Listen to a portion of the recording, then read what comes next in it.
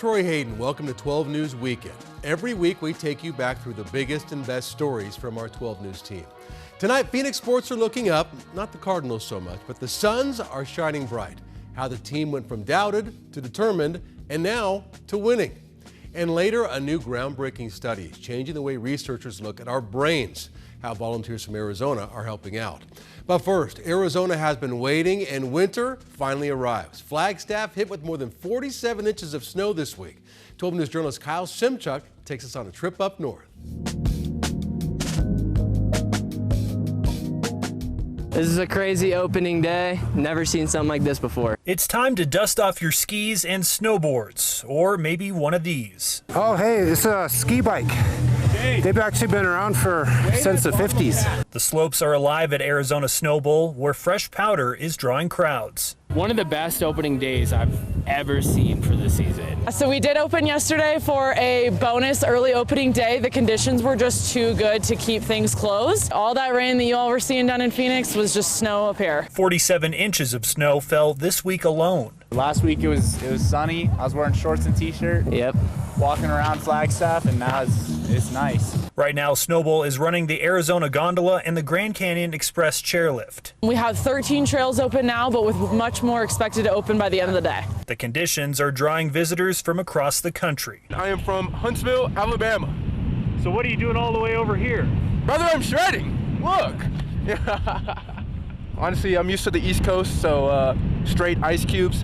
This is nice, bro. Nice fresh powder. This season, lift tickets start at just $19, but do go up with demand. And so the earlier that our guests buy, the more that they're going to save. So whether you ski or snowboard, I skied before and then I switched over. I don't think I'll ever go back. Never go back to skiing? No, snowboarding is just so much more fun. There's plenty of snow for everyone. If you take this small amount of time to go 2 hours north, you could get some of the best snow this season. I couldn't ask for a better day. Yeah, we made it all the way to the top.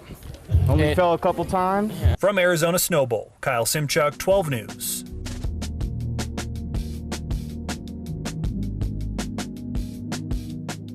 Takeout and delivery is what people are thankful for the day before Thanksgiving, and what's better than pizza? Everyone had a different kind of pie on their mind the day before Thanksgiving. And they got a lot of it. You got a couple different pizzas here. What did you order? What didn't I order? I think veggie, meat lovers, cheese, pepperoni. Pizza shops all across the valley and beyond Something here to go. To go. are slammed with customers because no one wants to cook the day before a Thanksgiving feast. This is just the easiest option, and, you know, hey, everyone's happy with pizza. I have made probably 10 different dishes.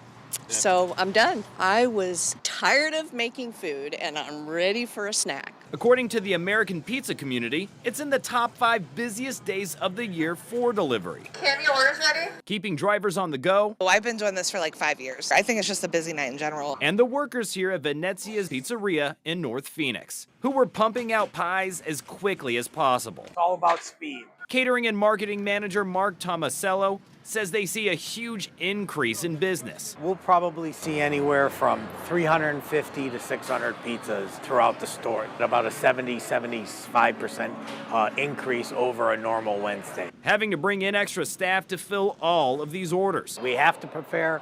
We want to be ready. Because this has also become a tradition for so many. This is like the Masters, a tradition like no other. Able to relax while spending time with their family and friends before all the hard work the next day. And make everybody's lives a little bit happier and a little easier moving into the holiday. Have a blessed Thanksgiving.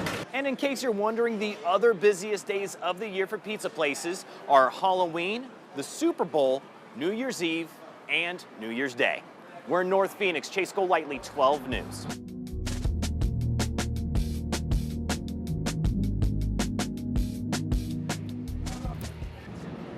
You take one step into St. Vincent de Paul's central kitchen and you notice that's a lot of food. They come in, they chop, slice, dice, prep food. Joining the 15 cooks and dishwashers day in and day out at the largest commercial kitchen in the Southwest, around 25 volunteers. Our base is volunteers. We couldn't do anything without our volunteers. Every day, this kitchen feeds about 8,000 people because Well, just read the shirt. Yeah, that's what's So every morning at 3 a.m., the Central Kitchen wakes up and they literally start preparing food because they need to feed families and individuals every single day. So they actually are loading up all of this food, and they needed to deliver to 4 of their dining halls and also 30 of their partner social service agencies. Making salad bowls, and we're gonna do about 1,500. Oh my, today? A lot of these people don't have places to go, so they go to our dining rooms. A lot of them are staying at our shelters, and it's so important to make sure we feed these folks. However, with the holidays upon us, a little extra volunteers to make a little extra food doesn't hurt. I mean, we thrive every day with what we do, but the holiday season, Thanksgiving and Christmas, is really when we shine. This kitchen goes above and beyond to feed its community with a 2-week rotating menu and is thankful for all the help they can get. Even though we have the holiday, Thanksgiving, every day is Thanksgiving, because every day we have to be thankful for what we have. In Phoenix, Troy Lynch, 12 News.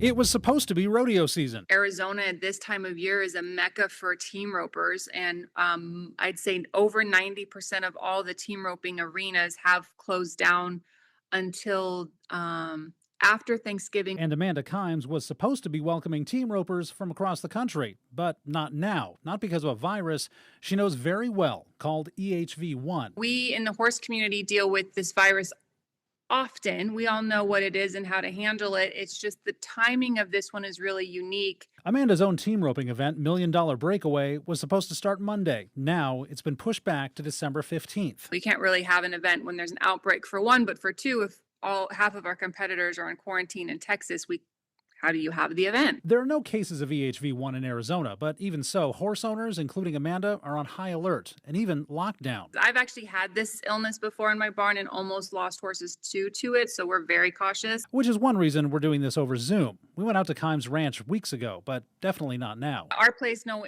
one is in, no one's out. Think about if you go to an event, say you go to an out-of-state event, and somebody on your row, not necessarily in your group that traveled there, have developed this, that whole area is quarantined. Dr. Gail Leith is a veterinarian and professor at the University of Arizona. She says EHV is pretty common. Almost all horses have it.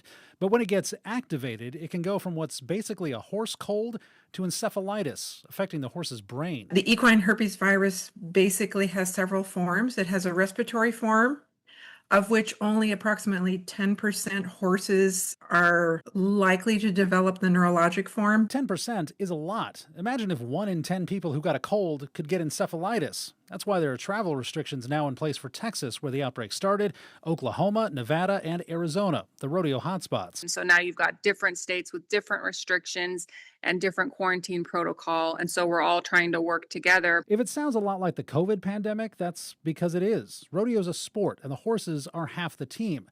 Now they're trying to minimize the damage and hopefully still compete. William Pitts, 12 News. Coming up after the break, 2 brothers, 1 Arizona school, and a flood of D1 offers rolling in. How this family legacy continues to grow. Coming up next.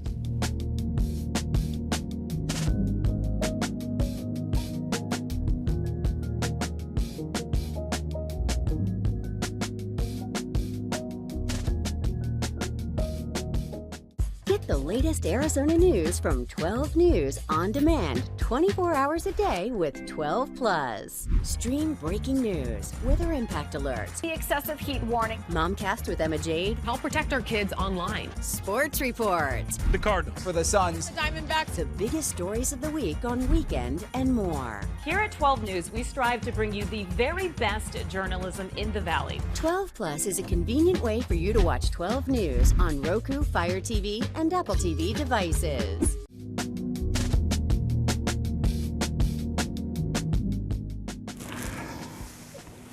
That's cool. I'll step over here to the left. You take the right. If there were ever a play that were both iconic and ironic, this would be that. Go route. Goes up to get it, and it's knocked away by R.J. Oliver, the sophomore. A PBU for ASU in his one bowl game in 2002. San Diego area, and how about that? R.J. Oliver has no choice but to remember this moment. I'm old. It's one of the only ones I can find. It's the only visual evidence he has from his time in Tempe.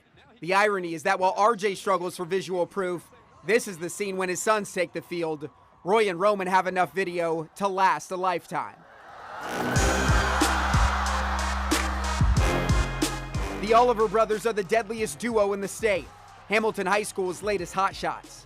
Roman only a freshman, Roy a sophomore sensation. If his highlight tape looks like a broken record, it's because he's broken all the records. He has a 6A single season touchdown record. He's 2 touchdowns away from tying the all-time state touchdown record. 20 yards away from Deuce Robinson's total yardage record for this 6A single season. Roy isn't too surprised this is his reality.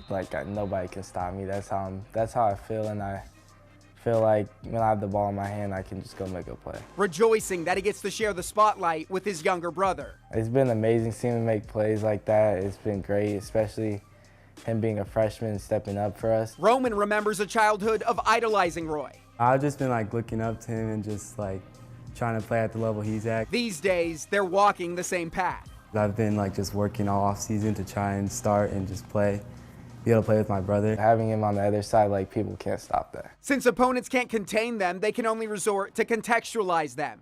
The Oliver twist is that for all the praise, unbelievable, some still feel they're owed an explanation. It really picked up when I reclassed, so my 8th grade year, that's when it really picked up. The Oliver brothers both repeated 8th grade. It just got me prepared for high school pretty much. If I didn't reclass, I feel like I'd just be more scared and not think I'm ready to play at this level. RJ says it's a new phenomenon and his family is hardly the only example. We're looking at different avenues, what people are doing around the country to really give themselves extra year to be mentally strong and physically strong. His reasoning goes beyond rewards in the present. It's not about, we want our boys to play varsity as a freshman. That's not the goal. We look at the long-term picture, right? Playing at the next level, what it takes to, to properly position yourself to play at every phase.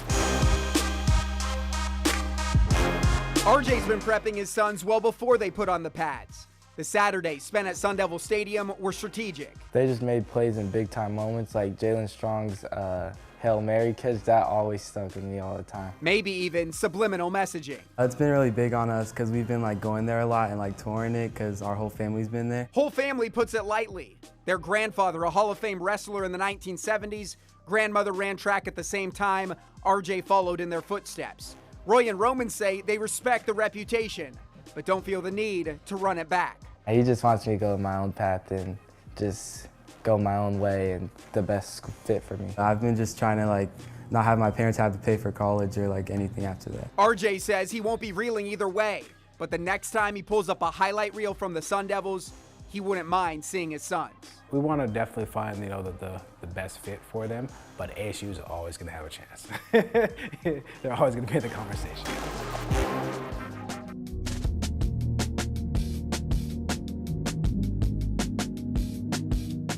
Jordan Goodwin had played in 53 games over 2 seasons with the Suns and hadn't made a single start. That all changed tonight when he cracked the starting 5 in place of an injured Ryan Dunn. And Goodwin played great. One of 5 Suns in double figures, Goodwin also had a double-double with 10 rebounds. Head coach Jordan Ott called that his superpower, and he wants Goodwin to keep spreading his wings. We allow him to do whatever it is your super skill is. One of his super skills is going to the offensive glass. Just my motor, just always crashing on every single shot, just give myself a chance. Not only offensive rebounds, but deflections, any type of loose ball. He just has a hunger to get the basketball. Every day coming here, getting a chance to play is always a blessing, but having to start, I know Mom's watching on TV, so I know she's seen me on there. So just having that feeling, I always feel good. The spark from Goodwin was much needed on a night where the Suns came out flat. They couldn't throw it in the ocean in the first quarter, but a rejuvenated spirit in the third allowed them to pull away. It doesn't matter what we say in that halftime locker room. They have a belief amongst themselves, and they can feel it. You can feel in game we just weren't quite right. And there's 82 of these. It's a Sunday afternoon. Every excuse you could have in the book. But at the end of the day, it doesn't matter. It matters what happens, win or loss at the end of the night. So they felt it. They knew it. They came out with the right mindset. Started with that starting group. That's now 3 straight wins for the Suns after they blew that big lead to the Hawks. Next up tomorrow is a date with the Rockets. It was supposed to be Kevin Durant's return to Phoenix, but Durant's been ruled out because of a family matter. Devin Booker said post-game he hopes everything's okay with his family, but he would love to eventually match up with Durant. In downtown Phoenix, Jake Garcia, 12 Sports.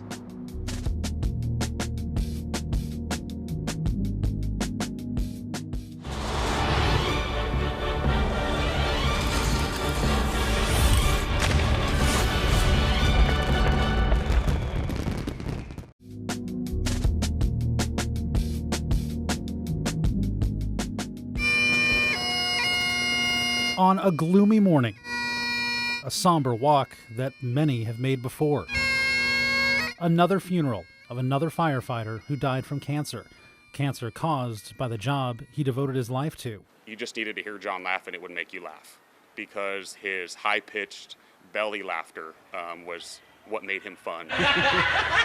They all talked about John Garza's laugh. Garza was a firefighter paramedic with Tempe Fire for 20 years, the life of the firehouse. But hearing that laugh at 4 o'clock in the morning, it made the day seem so much shorter than what it was. And it was great to just have just that positive, happy guy around. 20 years spent protecting and helping the community and the family he leaves behind. As a brother, I knew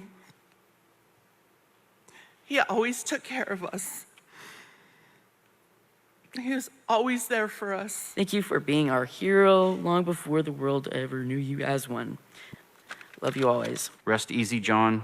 Thank you for the years of friendship. Thank you for your service. Thank you for the joy you shared with us. We will carry you with us always. John Garza died in early November of cancer caused by fighting fires. According to the Professional Firefighters of Arizona, firefighters have a higher risk of contracting various types of cancer.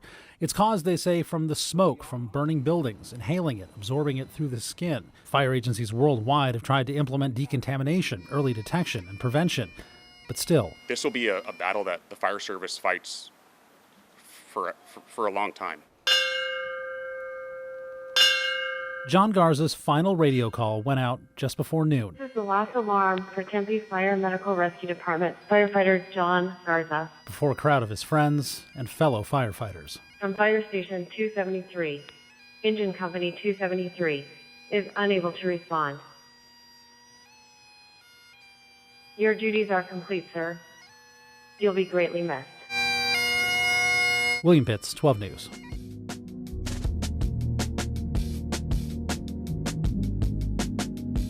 At the site where loved ones planted a tree and dedicated a bench in his memory, family and friends like Jason Banky came together for a special event honoring Adam's life and legacy. Adam was in a car accident in northern Arizona up on the I-40 on March 14th. The beloved Saguaro High School student died in a tragic spring break car accident just shy of his 18th birthday.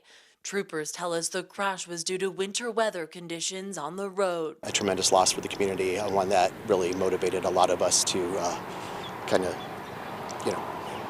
pause. Jason's son and Adam were best friends from the age of 2. They were getting ready to move on with their life, right, to the next phase, going to college. Adam was going to go to the Air Force Academy, again, achieving great things.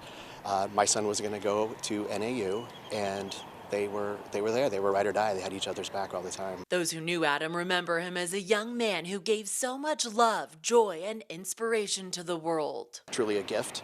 Adam was known for his passion for math. Adam passed on Pi Day 2, March 14th. He was also known for his music and motion, a gifted cellist, cyclist, and runner whose kindness and drive inspired the entire Scottsdale community. To honor him, another family friend, Jane Bills, shared a math, music, and motion scholarship was created, supported by East Valley Firefighter Charities to help future Saguaro students who embody Adam's spirit and values. We've raised everything that we needed, so the scholarship is endowed, and Adam will be giving back to the community forever. One is to be used for a community college, and the other is to be used for any university. At last check, the scholarship fundraising tally from the event, more than $42,000. From Mesa Fire Department, from Pueblo, Mojave, Saguaro, and the Saguaro community. Despite the difficult loss, that tally and this turnout go to show just how much Adam was loved. Adam's family, friends, classmates, and local families who want to carry forward Adam's light took part in this community fitness challenge by walking, running, biking, and doing a group workout. Now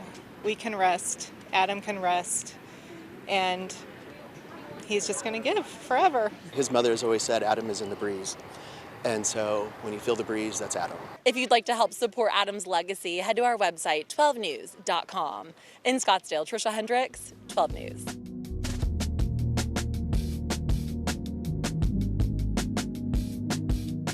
What if we could observe the signs of PTSD the same way we can see a tumor on a brain scan? Frank Schrammel believes this is possible, and he just needs a little help. When I recently met Frank, I was floored by his incredible life. 32 years in the Marine Corps and Navy, a career as a psychiatrist, another career as a physician, and chief of nuclear medicine at St. Joe's. In retirement, Frank has secured grants and a team of experts for this passion project. It's as if his life has led to this moment. PTSD does not have a viable biomarker.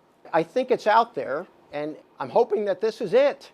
Now, his research is based on the knowledge that there are different dopamine pathways in the brain related to things like movement, energy, motivation, and the fight or flight response. We are imaging the dopamine system. A dysfunction in dopamine is probably at one of the roots of post-traumatic stress disorder. The biggest obstacle for Dr. Schrammel to finish the study, getting the word out. 13 veterans have participated. Schrammel and his team need 17 more volunteers. They should be male combat experienced veterans, 22 to 39 years old, both those showing no signs of PTSD and those who have a PTSD diagnosis. The total screening and testing process is about 8 hours and includes a $200 stipend. We try to make the process easy, right? Because they already been through a lot. So we want to make sure that they know we are here to support them. A test like this, if it all comes to fruition, would be very valuable. Learn more about this study and eligibility at 12news.com. Joe Dana, 12 News. Thank you for watching. A reminder, new episodes of 12 News Weekend premiere every Friday on 12 Plus. You can also watch past episodes on our app. Download 12 Plus for your Apple TV, Fire TV, and Roku, and you can watch for free. I'm Troy Hayden. Have a great rest of your weekend.